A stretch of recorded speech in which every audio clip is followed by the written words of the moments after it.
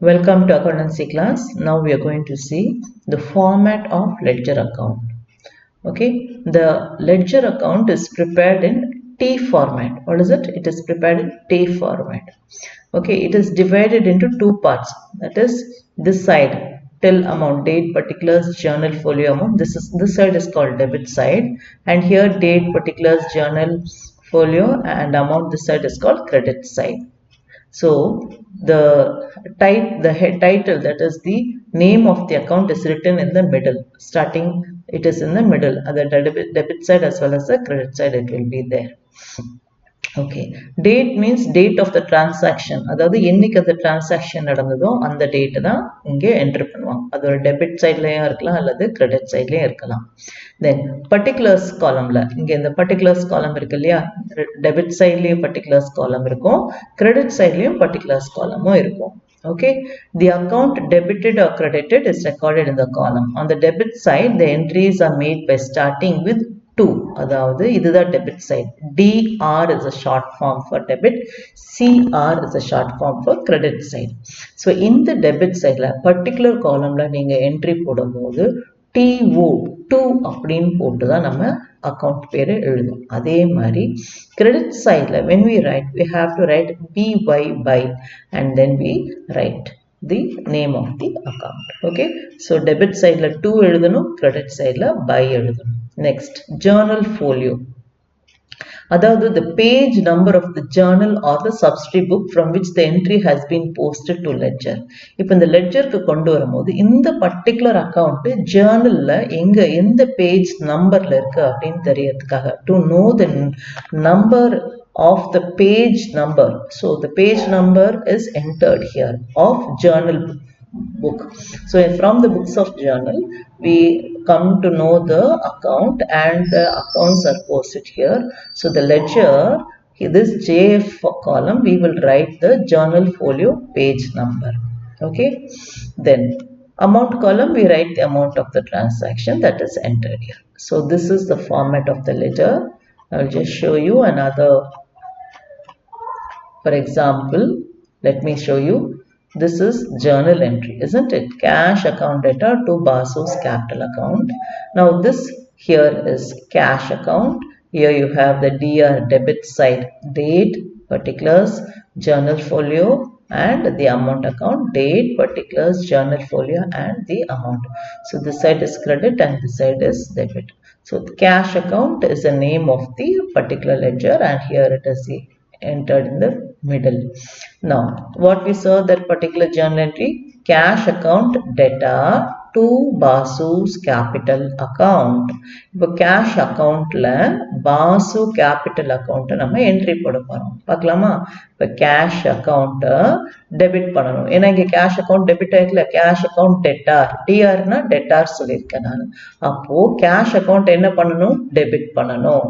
சரி, இப்போ cash account இங்க ஓபன் பண்ணிட்டோமா? அப்போ இது debit side தானே, debit sideல entry, அதாவது first amount எழுதிருங்க. amount எழுதிட்ட அப்புறமா இங்க என்ன எழுதுவீங்க? To Basu's capital account. Clear? சரி, அப்போ cash account open பண்ணிருக்கோம், Basu's capital account entry போட்டாச்சு. சரி, next வந்து Basu's capital accountக்கு நான் open பண்ணணும். இப்போ Basu capital account second line இருக்கா, அப்படின்னா அது credit தானே அர்த்தம். அப்போ Basu capital account என்ன பண்றோம்? creditல போடணும். சரி, அப்போ நம்ம Basu's capital account இது credit sideல amount எழுதிருங்க. amount எழுதிட்ட அப்புறமா what you will write here? By cash account. I think I am clear. Okay, so அடுத்தது இன்னொரு journal entry பார்க்கலாமா? furniture account data to cash account.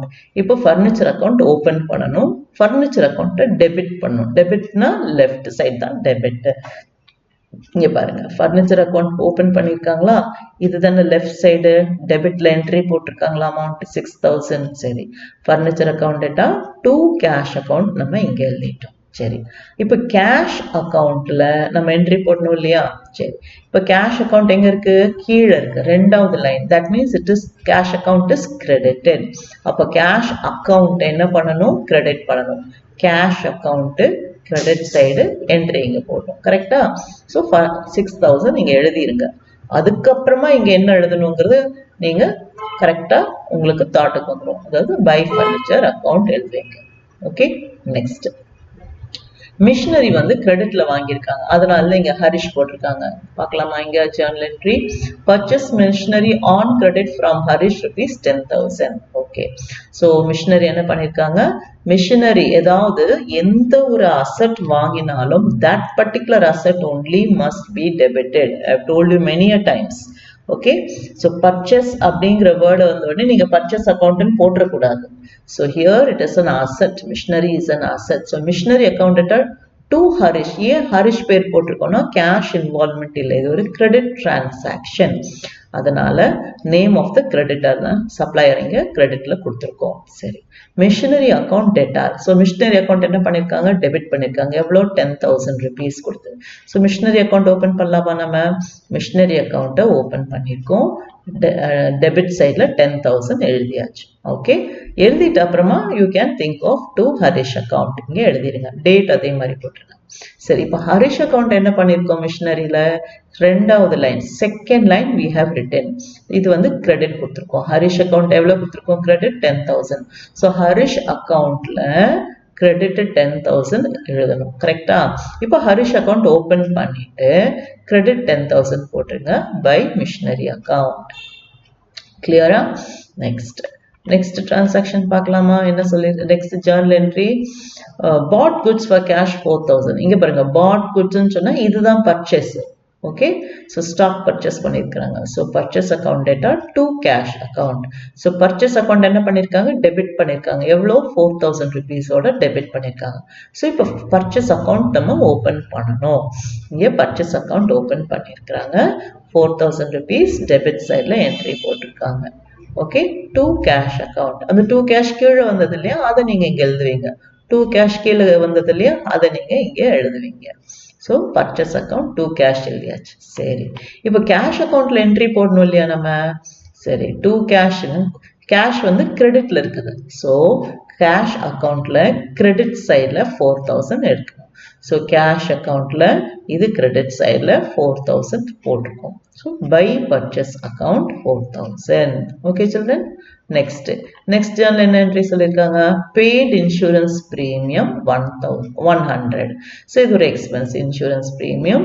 So debit all expenses, insurance premium account debtor to cash. Okay, சரி, insurance premium account debtor to cash account. So insurance premium account என்ன பண்ணியிருக்காங்க? டெபிட்ல போட்டிருக்காங்க. அப்போ insurance premium account open பண்ணி debit சைட்ல 100 rupees entry போடணும். கரெக்டா? இங்க பார்க்கலாமா? இன்சூரன்ஸ் பிரீமியம் அக்கௌண்ட் ஓபன் பண்ணிருக்காங்க. இது டெபிட் சைடு 100 rupees டெபிட் சைட்ல என்ட்ரி போட்டிருக்காங்க. சரி, டு கேஷ் அக்கௌண்ட். சரி, இப்போ இங்க பாருங்க, கேஷ் எங்க கீழே வந்திருக்கா? பேமெண்ட் கிரெடிட் சைட்ல வந்திருக்கிறா? கிரெடிட் ரெண்டாவது லைனாவே கிரெடிட்னு சொல்லியிருக்கேன். So it is credited ₹100. So cash அக்கௌண்ட்ல கிரெடிட்ல 100 rupees. ஸோ கேஷ் அக்கௌண்ட்ல கிரெடிட் சைட்ல 100 rupees போட்டிருக்காங்க by insurance premium account. I hope I'm very clear.